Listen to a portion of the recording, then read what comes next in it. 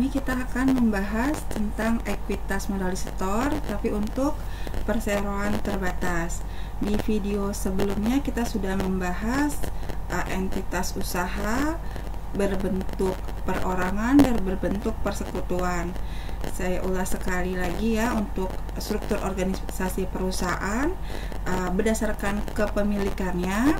Biasanya kita bedakan menjadi 3 kelompok besar, yaitu ada perusahaan perorangan yang dimiliki oleh perseorangan pastinya, lalu ada perusahaan persekutuan, perusahaan yang dimiliki oleh 2 orang atau lebih yang berbentuk persekutuan, biasanya bentuknya firma atau CV. Lalu ada perusahaan perseroan terbatas.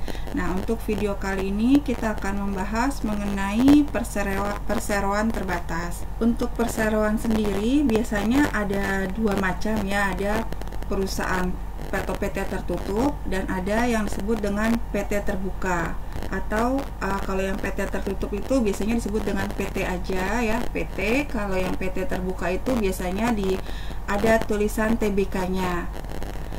Nah, bedanya kalau yang PT terbuka ini biasanya dia menerbitkan saham untuk publik ya, sehingga publik bisa membeli saham perusahaan tersebut. Proses pembentukan PT sendiri mengacu ke Undang-Undang Nomor 40 Tahun 2007 tentang perseroan terbatas.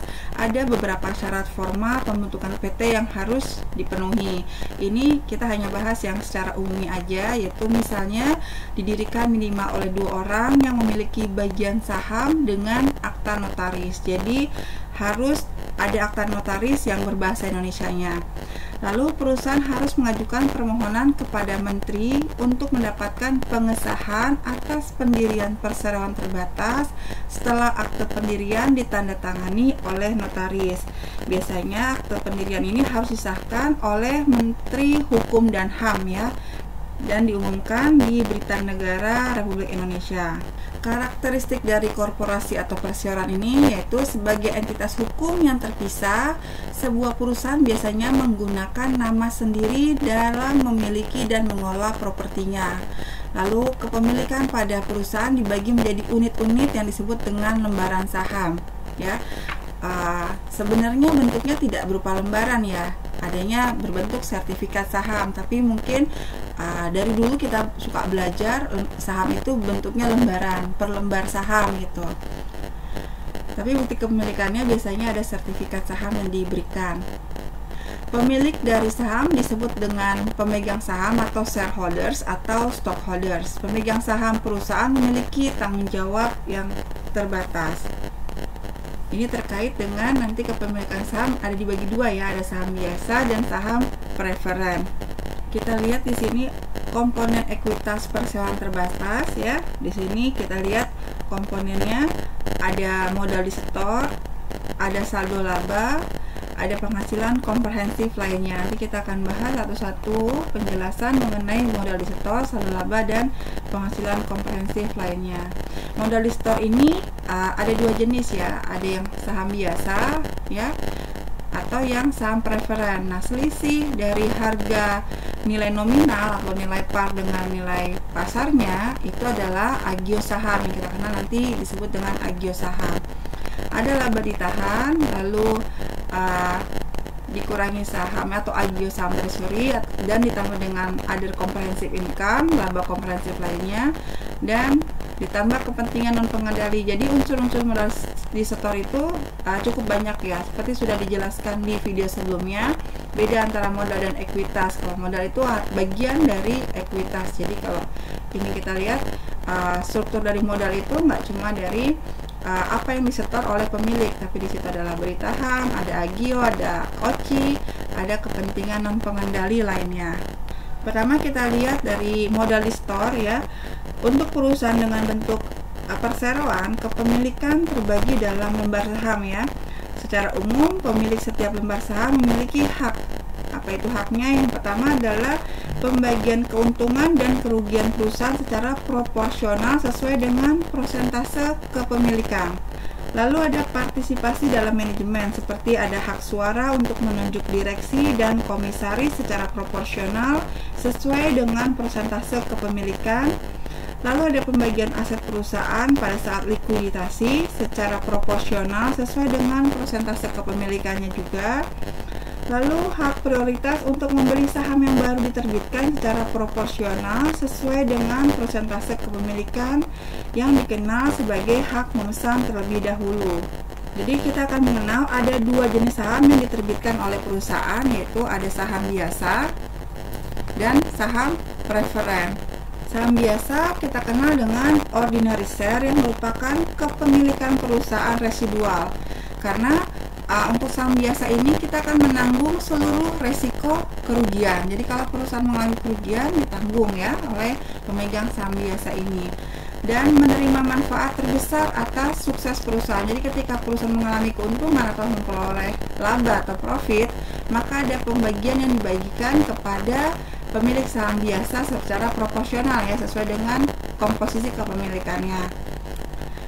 Dan tidak ada jaminan untuk memperoleh dividen atau pada saat likuidasi hasil penjualan asetnya. Yang kedua adalah saham preferen atau preferred share. Timbul karena kontrak dengan pemegang saham yang bersedia mengorbankan beberapa hak tertentu untuk mendapatkan kepastian hak atau privilege lainnya seperti prioritas pembagian saham atau dividen ya, lebih diprioritaskan ketimbang saham biasa. Nanti kita akan juga belajar mengenai penghitungan pembagian dividen untuk saham preferen dengan saham biasa.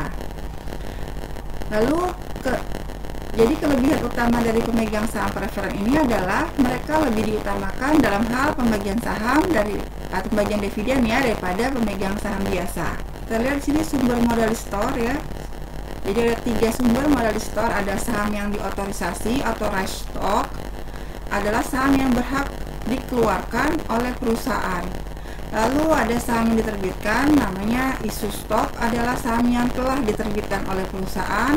Yang ketiga adalah saham yang beredar atau outstanding stock, adalah saham yang benar-benar dimiliki atau dipegang oleh perusahaan. Dari seluruh authorized stock yang diterbitkan oleh perusahaan, tidak semuanya dimiliki atau benar-benar dimiliki oleh publik. Kita lihat di sini ya. Jadi dari misalnya perusahaan itu authorized stock 1000 lembar saham, tapi ternyata yang diisi cuma 500-nya dan yang dimiliki pabrik mungkin pabrik cuma 300 ya. Lalu saldo laba atau bahasanya adalah return earning, RE ya kalau di istilah di laporan keuangan, RE merupakan bagian dari ekuitas pemegang saham yang berasal dari akumulasi laba bersih perusahaan yang tidak dikembalikan atau yang tidak dibagikan kepada pemilik atau kepada pemegang saham. Ya, jadi RE ini merupakan laba yang tidak dibagikan ya kepada pemegang saham. Jadi menambah saldo laba saldo modal perusahaan. Laba bersih perusahaan yang diperoleh dalam satu periode adalah hak pemegang saham. Jadi apabila dibagikan kepada pemegang saham dikenal sebagai dividen. Nah, dividen ini diputuskan dalam RUPS atau rapat umum pemegang saham. Nah, bagian laba yang diakumulasi sebagai saldo laba biasanya akan menambah atau memperkuat permodalan ekuitas perusahaan. Ada kalanya saldo laba ini telah disisihkan untuk keperluan tertentu. Misalnya, perusahaan memang sudah merencanakan akan melakukan investasi atau pembelian aset tertentu yang dikenal sebagai saldo laba yang diapropriasikan. Jadi saldo laba yang ditahan ini memang kadang-kadang sudah dialokasikan untuk pengembangan usaha perusahaannya. Lalu ada penghasilan komprehensif lainnya atau OCI ya, other comprehensive income. Penghasilan komprehensif lainnya adalah akun-akun yang mempengaruhi nilai ekuitas perusahaan yang tidak terkait langsung dengan pemegang saham. Contoh penghasilan komprehensif lainnya ini adalah saldo keuntungan atau kerugian yang belum direalisasi dari investasi sekuritas kategori tersedia untuk dijual, atau unrealized gain atau loss from available for sale securities, atau keuntungan atau kerugian akibat transaksi laporan keuangan. Jadi kalau misalnya di sini ada transaksi dengan mata uang asing ya, biasanya kan ketika kita bertransaksi dengan mata uang asing kita akan mencatatnya sesuai dengan nilai pada saat transaksi dilakukan ya. Misalnya mengakui adanya beban yang belum dibayarkan ya dengan mata uang asing sesuai dengan tanggal invoice-nya atau tanggal diterimanya beban tersebut sudah kita akui lebih dahulu. Nah, nanti ketika terrealisasi kita akan membayarkannya sesuai dengan tanggal transaksinya. Nah, selisih antara kurs tanggal transaksi dengan kurs ketika kita catat itu yang menyebabkan adanya keuntungan atau kerugian selisih kurs. Nah, itu kita catat di penghasilan komprehensif lainnya ya. Untuk penerbitan saham sendiri, kita lihat cara penerbitan saham ada beberapa. Misalnya di sini ada yang sederhana adalah dengan nilai nominal, tanpa nilai nominal, atau kita kenal dengan at par atau no par. Penerbitan saham ini juga bisa dilakukan secara cash transaksi atau non cash transaksi. Penerbitannya juga bisa dikombinasikan dengan sekuritas lain atau juga bisa dilakukan dengan sistem pesanan. Kita akan membahas transaksi mengenai penerbitan saham ini beserta contoh-contohnya pada video kali ini ya. Yang pertama adalah penerbitan saham dengan nilai nominal atau par value. Saham dapat diterbitkan dengan nilai nominal atau par value tertentu untuk setiap lembarnya. Penentuan besar kecilnya nilai nominal ini bergantung pada masing-masing perusahaan. Umumnya nilai nominal ini lebih rendah daripada harga saham perdana atau harga penerbitan saham. Nilai nominal yang rendah menghindari perusahaan untuk menghadapi liabilitas kontingensi lebih lanjut. Apabila harga saham perdana atau harga penerbitan saham lebih tinggi daripada nilai nominalnya, maka perusahaan akan mencatat timbulnya agio saham atau sell premium. Lalu ada penerbitan tanpa nilai nominal atau no par value. Alasan diterbitkannya tanpa nilai nominal yaitu untuk menghindari kewajiban kontingensi dan menghindari kebingungan di dalam pencatatan nilai par versus nilai pasarnya atau fair market value. Saham tanpa nilai par harus dicatat sebesar nilai saat diterbitkan tanpa agio saham. Jika regulasi mengharuskan adanya nilai yang ditetapkan pada saham tanpa nilai par, maka selisih nilai ditetapkan dengan harga saham diterbitkan dicatat sebagai agio saham atau kita kenal dengan share premium. Kita lihat contohnya untuk penerbitan saham. Misalnya di sini ada tanggal 1 November PT ABC menerbitkan 1000 saham biasa tunai ya. Berarti ini penerbitannya secara cash ya. Harga par value-nya $10, marketnya $15. Lalu pada tanggal 9 Desember menerbitkan kembali 200 saham biasa, parnya $10, marketnya $50. Untuk sebidang tanah, berarti yang satunya secara tunai ya, yang satunya non cash ya, karena ditukar dengan tanah ya.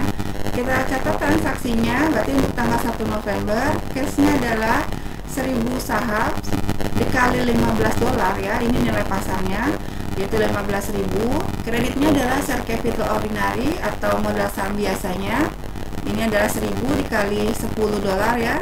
Lalu ada agio sahamnya, share premium ordinary-nya yaitu 1000 dikali $5. Tanggal 9 Desembernya kita lihat ini untuk sebidang tanah, berarti di debitnya adalah tanah ya, land senilai 200 lembar saham dikali 50 ya, marketnya itu 10.000. Share capital ordinary-nya 200 dikali 10 ya. Share premium ordinary-nya 200 dikali selisihnya ya 40. Ini untuk penerbitan saham dengan tunai dan non tunai. Kemudian kita lihat di sini, kita lihat contohnya penerbitan saham dengan nilai nominal dan tanpa nilai nominal ya. PT ABC menerbitkan 1 juta saham tanpa nilai nominal. Harga penerbitan sahamnya 500 per lembarnya, dibayarkan tunai oleh sejumlah investor yang membelinya. Maka kita mencatatnya karena tidak ada nilai nominalnya, kita langsung catat sesuai dengan harga penerbitan sahamnya, yaitu cashnya 1 juta dikali 500 jadi 500 juta. Share capital ordinary modal saham biasa 500 juta, tidak ada agio ya. Nah, ini diasumsikan tidak ada agio tanpa nilai nominal. Lalu dengan soal yang sama ya, kita Tapi di sini manajemen memutuskan nilai yang ditetapkan atau stated value-nya adalah 100 per lembar. Jadi kalaupun tidak ada nilai nominalnya di beberapa kebijakan ya, untuk saham yang tidak memiliki nilai nominal atau stated value, maka manajemen diharapkan memberikan keputusan untuk menetapkan nilainya ya. Nah, di sini ditetapkan nilainya adalah 100 per lembar. Maka jurnalnya untuk tanggal 1 November, cashnya 1 juta dikali 500 sesuai nilai yang diterbitkan ya, dijual. Lalu dasar capital ordinary-nya, modal saham biasanya 1 juta dikali nilai yang ditetapkan 100 rupiah per lembar. Jadi 100 juta, share premium ordinary-nya atau agio-nya adalah 1 juta lembar dikali 400, selisihnya ya, jadi 400 juta. Jadi kalau dia tidak ada nilai nominalnya, bisa langsung di jurnal tanpa agio ya, tanpa share premiumnya. Atau jika manajemen memutuskan nilai yang ditetapkan, maka nilai yang ditetapkan oleh manajemen itu atau stated value itu digunakan untuk mencatat modal sahamnya. Lalu penjualan saham secara langsam ya, secara gabungan, yaitu penjualan saham dengan harga tergabung untuk 2 atau lebih golongan saham. Harga jual dari tiap paket saham tersebut harus kita alokasikan ke masing-masing jenis saham yang bersangkutan. Misalnya kita menjual saham biasa dengan saham preferen, dijual secara gabungan, maka kita akan mengalokasikan nilai untuk masing-masing saham tersebut. Nah, metode pencatatan untuk sistem lamsam ini ada dua, yaitu ada dengan metode harga pasar relatif atau proporsional ya, harga pasar relatif, dan ada metode incremental. Untuk metode harga pasar relatif atau proporsional, di sini harga jual akan dialokasikan secara proporsional berdasarkan harga pasar dari saham yang tergabung.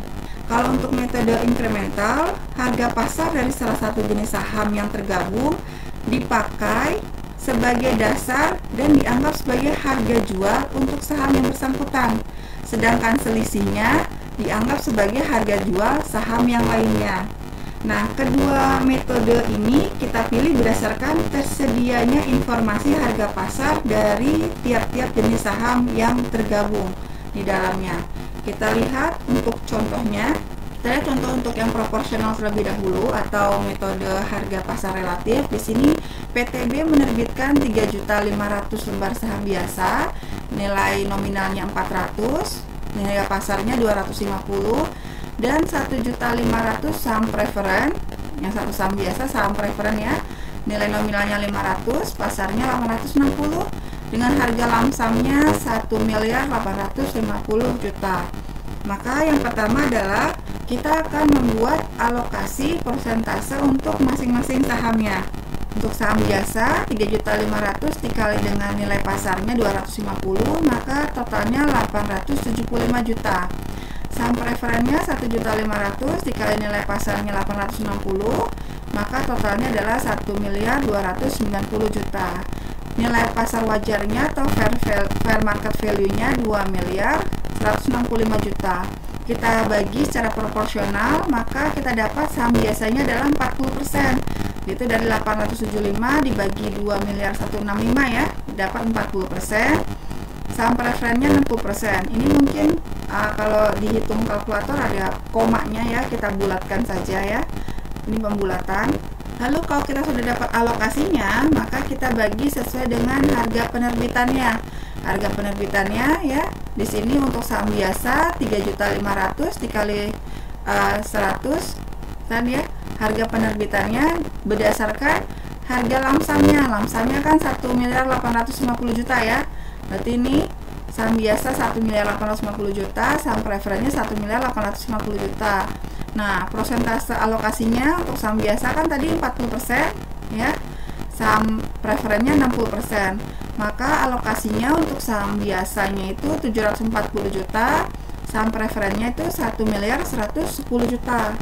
Kalau kita sudah dapat angkanya, angka alokasi untuk masing-masing saham, maka kita bisa catatnya ke jurnalnya, yaitu cashnya senilai lamsamnya ya 1.850 juta.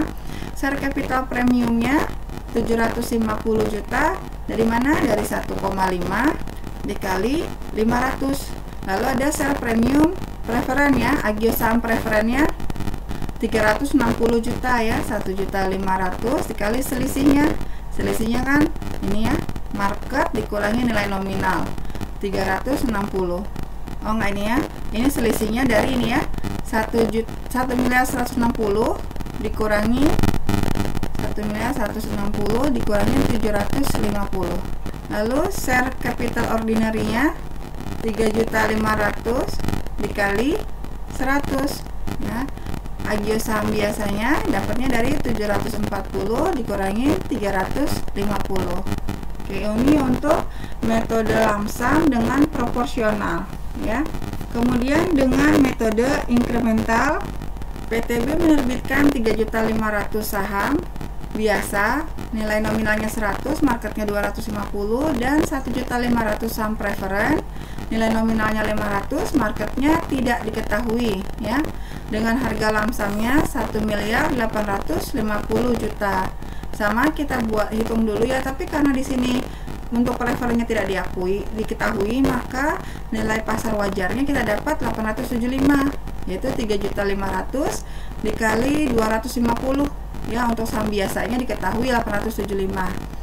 Karena salah satunya diketahui, maka yang saham biasa sudah otomatis diketahui 875 ya untuk alokasinya. Saham preferennya diperoleh dari nilai lamsam dikurangi dengan nilai saham yang diketahui 875. Maka untuk saham preferennya adalah 975. Alokasinya sudah kita peroleh ya. Maka kita tinggal buat catat ke jurnalnya. Cashnya dari nilai lamsamnya 1.850 juta. Share capital premiumnya preferennya di sini 1.500.000 dikali dengan 500 ya, 750. Agio saham preferennya kita dapat dari 975 dikurangi 750. Lalu share capital ordinary-nya saham biasanya kita dapat dari 3.500.000 dikali 100, maka 350 juta. Share premium ordinary-nya kita dapat dari 875 ya, yang ini dikurangin nilai saham biasanya 350. Oke, ini untuk metode incrementalnya. Lalu penerbitan saham dengan pesanan. Saham yang dijual melalui prosedur pesanan baru akan diserahkan kepada pemesannya atau pembelinya setelah seluruh harga sahamnya yang dipesan dibayar secara lunas. Saham yang dipesan akan dicatat ke dalam jurnal dengan mendebet rekening piutang pesanan saham dan mengkreditkan rekening modal saham yang dipesan. Jadi ketika ada pemesanan saham, tidak otomatis saham itu diserahkan ya. Jadi akan dicatat sebagai piutang dulu ya. Piutang, lalu modal saham yang dipesan, jurnalnya ya. Baru nanti ketika terjadi pelunasan atau sudah lunas, maka modal saham dipesan ini yang tadinya dikredit akan dicatat di sisi debit. Kreditnya adalah sahamnya, baik itu saham biasa atau saham preferen, ordinary atau preferen. Kita lihat di sini contohnya, perusahaan menerima pesanan saham sebanyak 250 lembar. Ini saham biasa ya, dengan nilai nominalnya 10.000 per lembar, harga jualnya 12.500 per lembar. Nilai parnya 10.000, marketnya 12.500. Dari pesanan tersebut, pemesan telah menyetorkan uang muka 30% dan sisanya akan dilunasi 1 bulan kemudian. Oke. Kita lihat di sini, kita akan jurnal ketika terjadi pesanannya ya. Ketika kita menerima uang DP yang 30% ya, langsung kita jurnal di sini. Kasnya yaitu 250 dikali nilai pasarnya 12.500 dikali uang muka yang diterima ya 30%, maka kita menerima uang kasnya 937.500. Lalu debitnya lagi adalah piutang pesanan saham ya, subscription receivable ordinary-nya ini dari 70% sisanya ya. Berarti kan 30% dibayar DP, 70% adalah piutang. Lalu kreditnya adalah modal saham dipesan. Modal saham dipesan ya. Jadi bukan tidak langsung ke modal saham, tapi dicatat sebagai modal saham dipesan. Itu 2.500.000. 250 dikali nilai nominalnya. Lalu ada agio sahamnya yaitu 625. Dari 250 dikali selisih antara nilai pasar dengan nilai nominal 2.500. Ini adalah untuk mencatat penerimaan pesanan uang muka saham.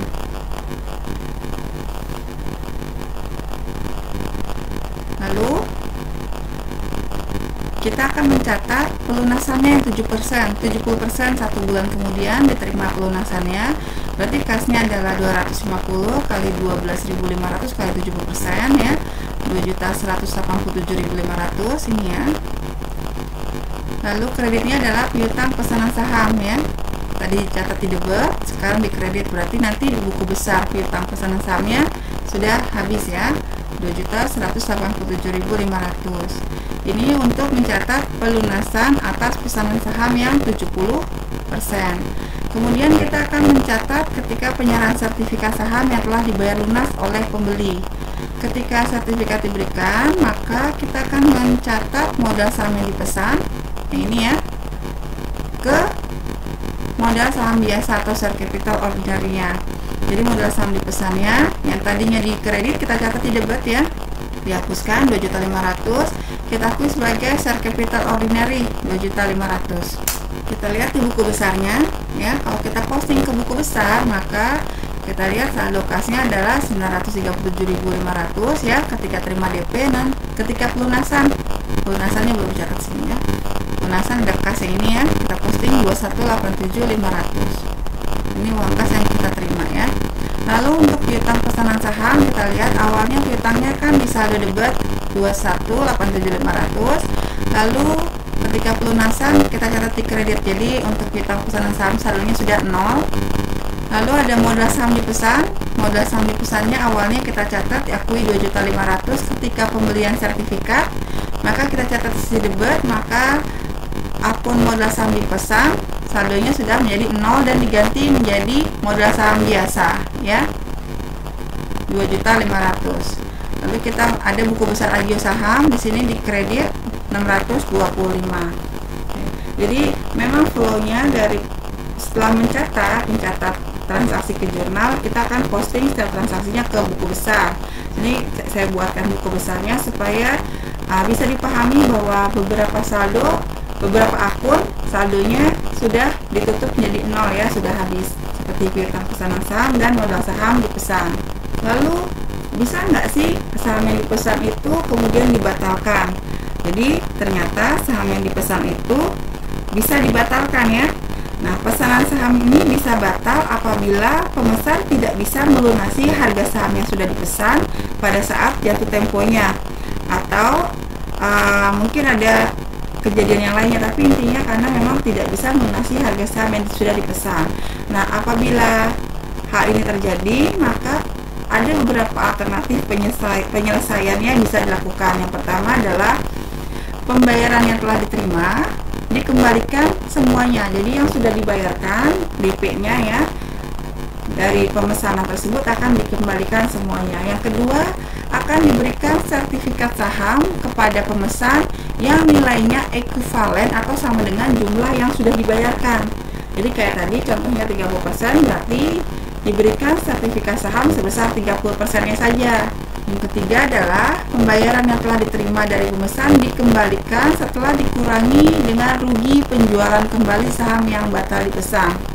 Atau yang keempat, pembayaran sudah dilakukan oleh pemesan dianggap hilang atau hangus ya.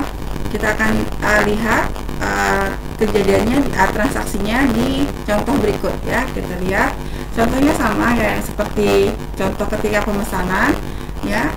Perusahaan menerima pesanan sebanyak 250 lembar saham, nilai nominalnya 10.000, harga jualnya 12.500. dan sudah disetorkan uang muka 30%, sisanya akan dilunasi 1 bulan berikutnya ya. Contoh yang sama, jurnal awalnya juga pasti sama ya.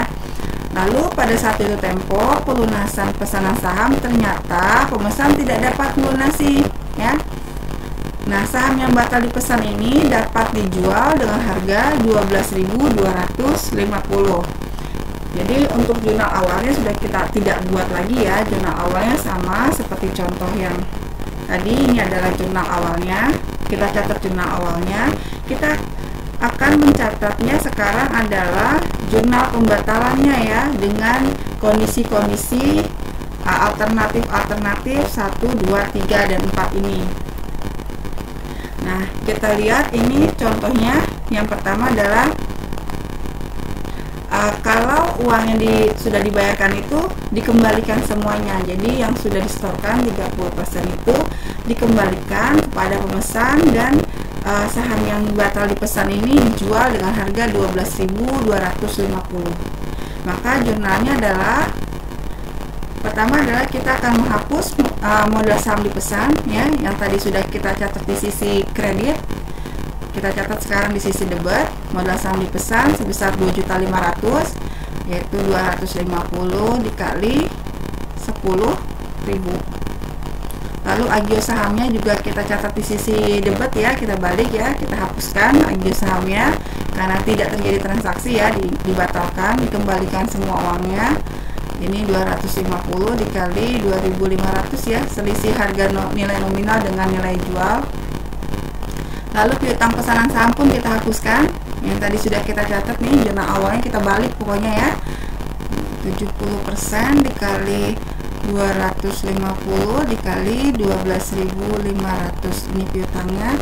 Lalu kita akan mengembalikan kasnya yang 30% ini ya, jadi kasnya dikredit karena kita kembalikan. Ini untuk mencatat pembayaran yang telah diterima dari pemesan dan dikembalikan, karena pada saat jatuh tempo pelunasan pemesan tidak bisa melunasinya. Lalu karena di sini ada case-nya yang kedua adalah saham yang batal dipesan tersebut bisa dijual, tapi harga jualnya 12.250 ya. Awalnya kan 12.500 nih harga pasarnya ketika dipesan. Sekarang bisa dijual tapi harganya turun ya, jadi 12.250. Maka kita tetap mencatat kasnya 250 kali nilai pasarnya 12.250, yaitu 3.062.500. Lalu modal saham biasa ya, langsung ke modal saham biasa karena dijual tanpa pesanan, 2.500 ya, 250 dikali 10.000.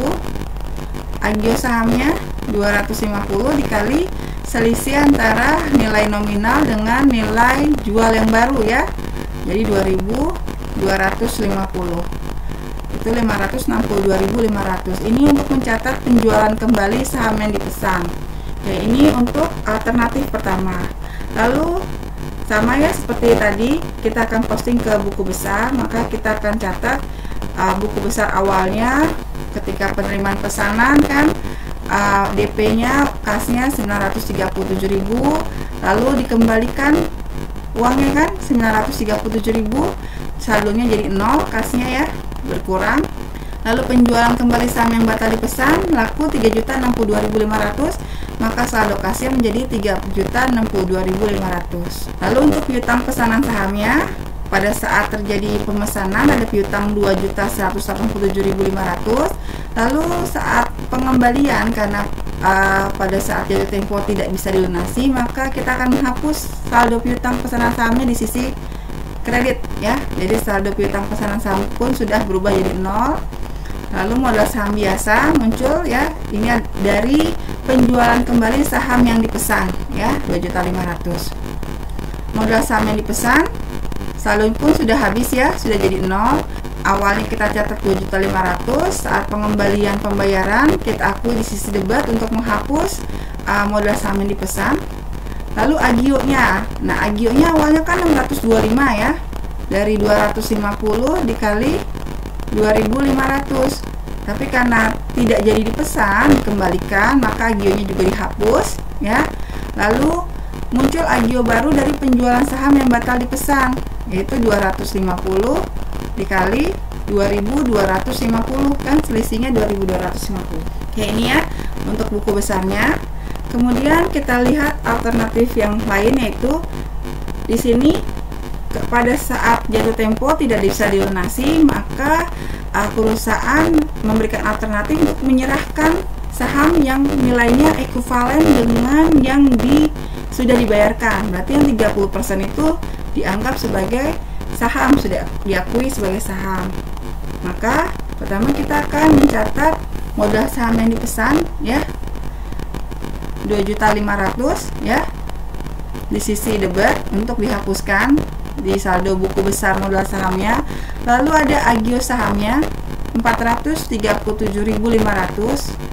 Piutang saham pesanannya kita hapuskan, menghapus saldo piutang di kredit 2.187.500. Lalu yang 750 kita akui sebagai modal saham ya, yang sudah dibayarkan tadi 250 kali 12.500 kali 30% ya. Jadi sebesar 750 yang diakui sebagai modal saham.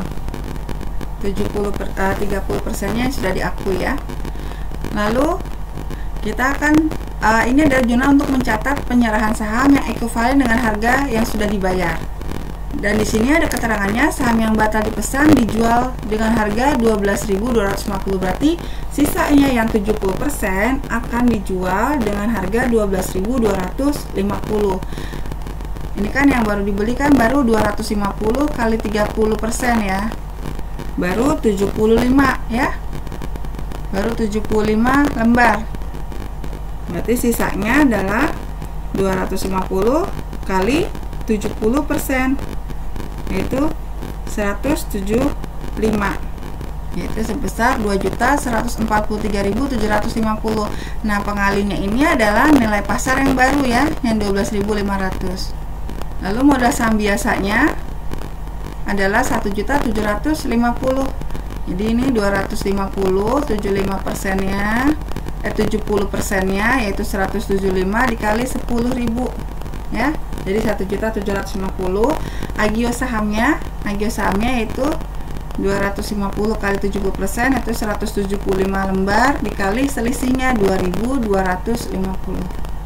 Itu 393.750. Ini untuk mencatat ya, jurnal ini untuk mencatat penjualan kembali sisa saham yang dipesan, yaitu 70%. Yang 30% diakui sebagai modal saham, yang 70% dijual kembali dengan nilai harga jual yang baru. Kita lihat di buku besarnya. Untuk buku besar piutang pesanan sahamnya sudah 0 ya. Pertama ada piutang pesanan saham 2.187.500, lalu kita hapuskan ya di 2.187.500, jadi saldo piutangnya sudah habis. Nah, agio sahamnya ini yang pertama kan agionya 625 ya, dari 250 dikali selisihnya ya, selisih harga pasar dan harga jualnya kan tadi 2.500. Lalu ternyata yang diakui hanya ekuivalennya aja 30%. 30%-nya berarti kan cuma 187.500. Berarti harus dihapus yang 70%-nya, yaitu 70% kali 250 kali 2.500 yaitu 437.500. Jadi saldo agionya adalah sejumlah yang 30%. Ini yang 30% kali 250 kali 2.500. Ini agio saham yang ekuivalen dengan nilai DP-nya atau nilai penyerahan awalnya. Lalu karena sisanya yang 70% dijual dengan nilai pasar yang baru 12.250 ya. Jadi agionya adalah 70% kali 250 lembar atau 175 lembar ya, dikali selisih nilai yang baru 2.250, yaitu 393.750. Jadi nilai agio sahamnya di buku besar adalah 581.250. Lalu modal saham biasanya yang pertama sebesar 30% yang diakui yang ekuivalen yaitu 750. Terus sisanya adalah ketika penjualan kembali yang 70%, 2.500.000. Ini untuk pencatatannya di buku besar.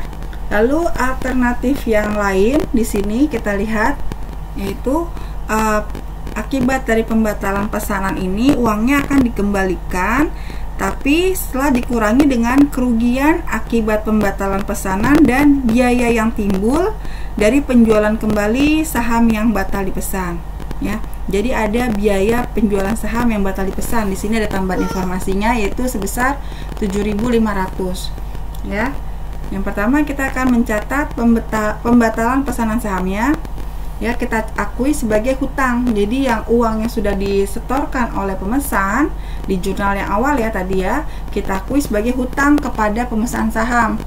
Pertama kita mencatat penghapusan modal saham dipesan di sisi debit dan penghapusan agio saham di sisi debit, lalu penghapusan piutang saham dipesan di sisi kredit, dan mengakui hutang kepada pemesan saham. Yang tadinya kita akui sebagai kas, sekarang kita akui sebagai hutang kepada pemesan saham. Ini untuk mencatat pembatalan pesanan sahamnya ya. Pertama kita catat pembatalan pemesanan sahamnya, kemudian kita akan mencatat penjualan kembali saham ya, karena sahamnya bisa dijual dengan harga 12.250. Maka jurnalnya adalah kas 250 dikali nilai pasar yang baru ya, 12.250. Lalu modal saham biasanya di sini 250 dikali 10.000 ya, 2.500.000. Agionya tetap mengikuti agio yang awal ya. Nah, 250 dikali 2.500 yaitu 625. Selisihnya diakui sebagai pengurang hutang kepada pemegang saham sebagai beban kepada pemesan saham yang membatalkan ya. Jadi hutangnya kan awalnya 937.500, karena selisih harga jual yang barunya 2.500 dianggap sebagai pengurang hutang kepada pemegang saham. 2.500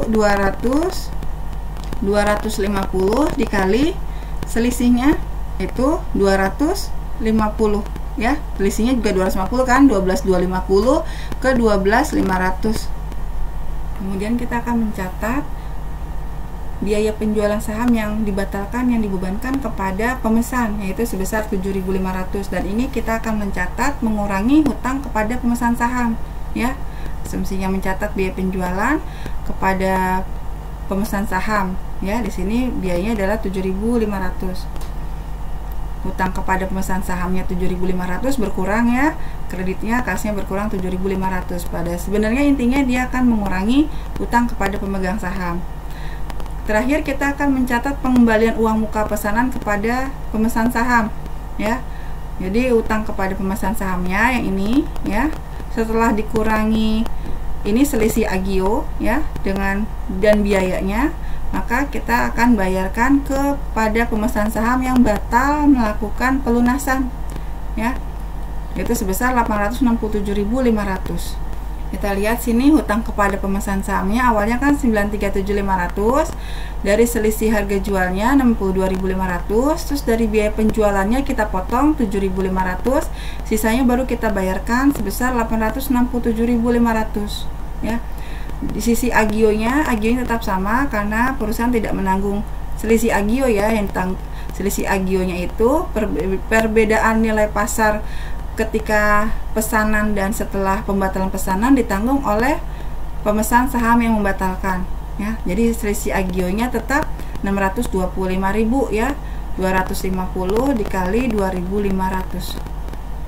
Oke, demikian materi kita untuk penerbitan saham ya, dari dengan nilai nominal, tanpa nilai nominal, lamsam, dan pesanan. Untuk materi berikutnya kita akan membahas mengenai dividen saham biasa dan saham preferen. Terima kasih, semoga bermanfaat. Mohon maaf atas segala kekurangan. Wassalamualaikum warahmatullahi wabarakatuh.